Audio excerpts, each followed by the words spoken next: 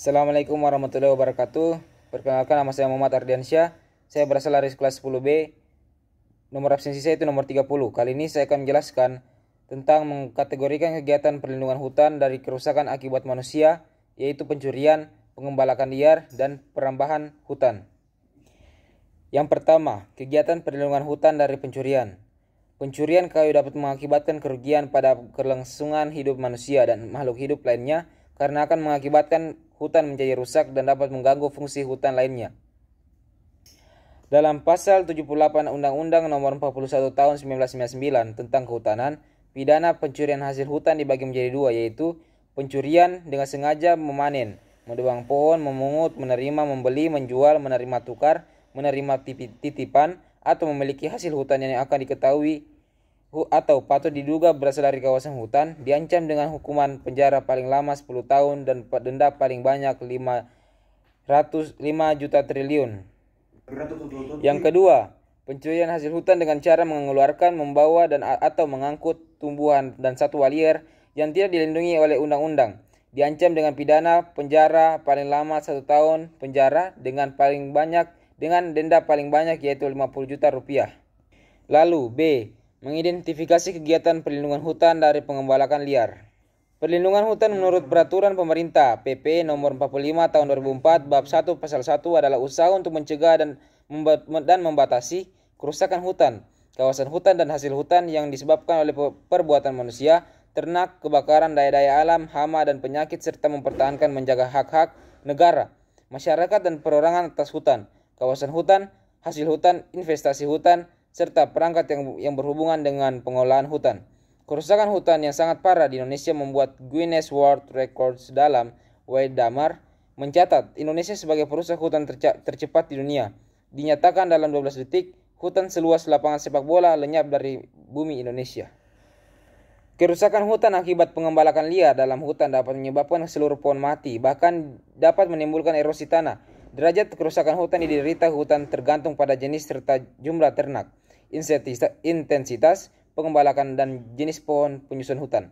Jenis pohon berdaun lebar lebih disukai ternak daripada yang berdaun jarum. Intinya, spesies yang berbeda dapat memberikan reaksi yang berbeda pula terhadap pengembalaan. Memberikan reaksi yang berbeda dalam rangka melindungi kerusakan hutan akibat pengembalaan liar perlu adanya identifikasi permasalahan di alam maupun di sekitar hutan. Dengan mengetahui faktor-faktor penyebab terjadinya pengembalakan liar akan menjadi jalan keluar atau solusi untuk melakukan kegiatan perlindungan hutan. Ada beberapa faktor yang mengakibatkan terjadinya pengembalakan liar, diantaranya adalah: yang pertama, populasi ternak di sekitar kawasan hutan. Yang kedua, jumlah hijauan ternak yang mampu dihasilkan di desa sekitar hutan. 3. Teknik memelihara ternak yang dilakukan oleh masyarakat. Yang keempat, intensitas pengawasan oleh pengelola kawasan hutan. Selanjutnya, dengan adanya 4 faktor penyebab terjadinya pengembalakan ternak di hutan tersebut, maka menimbulkan akibat kerusakan hutan, diantaranya: yang pertama, kerusakan terhadap tanah hutan. Yang kedua, kerusakan tanaman muda. Yang ketiga, menularkan penyakit pada satwa liar. Lalu, C, mengidentifikasi kegiatan perlindungan hutan dari perambahan hutan. Hutan merupakan salah satu kekayaan alam yang ada pada alam ini. Terutama di Indonesia memiliki keanekaragaman hutan memiliki manfaat tersendiri masing-masing jenis hutan. Akan tetapi, sayang sekali banyak oknum yang tidak bertanggung jawab atas kekayaan tersebut. Lihat saja berbagai pertambahan hutan yang semakin hari semakin bertambah jumlahnya. Padahal jika diteliti dengan baik apa yang dilakukan perambahan hutan tersebut sangat merugikan berbagai pihak. Kerusakan hutan pada umumnya disebabkan semakin serenggangnya hubungan antara manusia dengan hutan. Ada beberapa faktor yang menyebabkan adanya interaksi masyarakat dengan hutan atau merambahan hutan, yaitu antara lain: yang pertama, akses menuju kawasan hutan. Yang kedua, kemiskinan masyarakat di sekitar kawasan hutan. Ketiga, tingkat pendidikan dan pengetahuan masyarakat perambahan masyarakat perambah.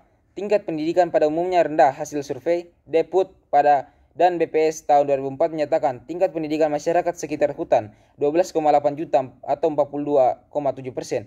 Tidak memiliki ijazah 11,6 juta 30 atau 39%. Tamat SD dan 3,8 juta atau 12,3% tamat SMP. Setara dengan 1,6 juta atau 5,2 juta tamat SMA setara Planong 2007 dalam WDAMAR. Yang keempat, kesuburan tanah. Yang kelima, keterbatasan pengawasan hutan terhadap kawasan hutan. Lalu kita lanjut di D, mengidentifikasi kegiatan perlindungan hutan dari penggunaan kawasan hutan secara ilegal.